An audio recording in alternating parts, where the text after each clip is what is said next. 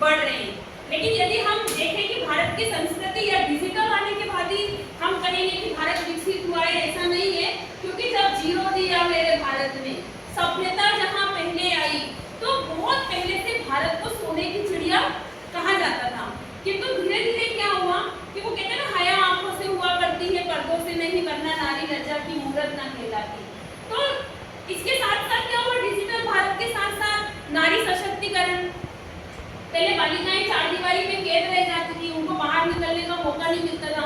आप यदि पुराना सनातन उठा के देखेंगे बहुत पुराने समय में, तो चाहे वो गार्गी हो, शकुंतला हो, सीता हो, सावित्री हो, इन लोगों को जब रानी लक्ष्मीबाई हो, जब इनको इनका पावर दिया गया, शक्तियां दी गई, तो उन्होंने भारत के इतिहास को बदल के रख दिया था। फिर वर्तमान में यदि आप देखोगे, इंदिरा गांधी आई है ना, बछेंद्री पाल हो, तो इन लोगों ने भी मिराकल्स करे।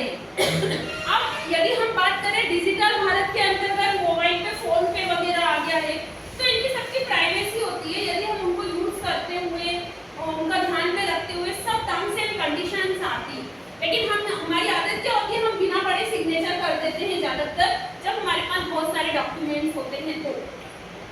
तो इन सब चीजों का यदि हम सावधानी से उपयोग करें, तो निश्चित ही भारत विकास की ओर जा रहा है। और वोकल फॉर लोकल का जो कहा जाता है, उसका मतलब शायद बच्चे नहीं जानते होंगे, लेकिन आपने सोशल साइंस में पढ़ा होगा, उदारीकरण 1991 की आर्थिक नीति में हमने उदारीकरण, निजीकरण और पेशवीकरण को अपनाया। उसको हम वोकल फॉर लोकल से जोड़ सकते हैं हम, क्योंकि इसमें क्या होता है, सरकार हमसे ये चाहती है कि हम चाइना के बने चीनी कपों का उपयोग ना करें, बल्कि भारतीय कुम्हारों द्वारा बनाए कुल्हड़ का प्रयोग करें।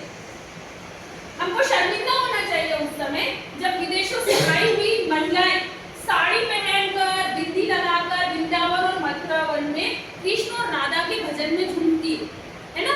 लेकिन वहीं पर भारतीय नारियां जो इंस्टाग्राम पे रील्स डालती हैं, कम कपड़ों में डालती हैं, तो भारतीय संस्कृति को और भारतीय चीजों को हम लोग छोड़ रहे हैं। हमारी आस्थाएं अपाहिज है, हमारी संवेदनाएं बांझ है, हमारे मूल्य मूर्छित है, हमारा अपना आहत है, चुगलियों की चुभन से हमारी पीठ लहूलुहान है ना। तो इन सब चीजों को छोड़ते हुए यदि हम डिजिटल भारत को अपनाएंगे पूरी सुरक्षा नियमों के साथ, ठीक है।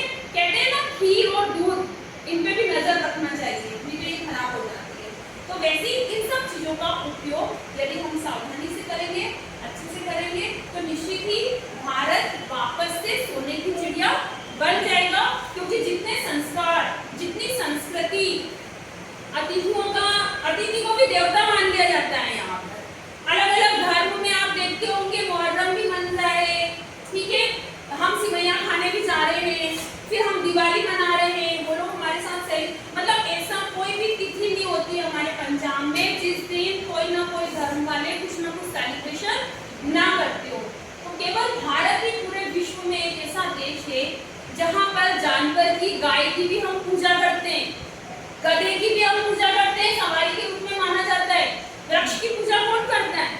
लेकिन भारत में पीपल के वृक्ष की, बरगद के पेड़ की, आम की, नीम हमको रोगों से दूर करता है, तो इन सब की भी पूजा की जाती है। तो निश्चित ही भारत को विकसित होने की जरूरत नहीं है, केवल हमको हमारे संस्कारों को, हमारी शिक्षा को, हमारे चरित्रों को और जिन चीजों का हम उपयोग कर रहे हैं उनमें सुधार की जरूरत है।